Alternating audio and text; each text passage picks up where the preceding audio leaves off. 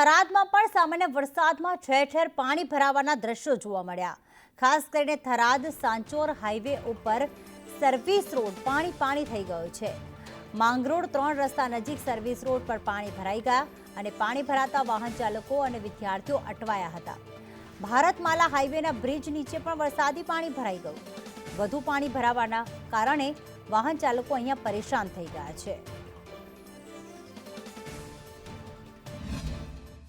આ પાણી આ એક બાજુ નથી, બંને સાઈડ ભરાય છે અને અમે પરેશાન નહીં, વાહનોવાળા જે હેડે છે એ પણ પરેશાન છે। રાતે 12 વાગે ગાડી બંધ પડે તો બૈરા માણસો પણ અહીંથી ધક્કા મારતા મેં જોયા છે 3 ફૂટ પાણીમાં। એટલે હું જે ચાલવાવાળા છે એ પણ હેરાન પરેશાન છે। બંને બાજુ પાણી ભરાય છે, ક્યાં જાય? કંઈક તો ગાડી કામ જતા હોય તો પાછા જતા રહે।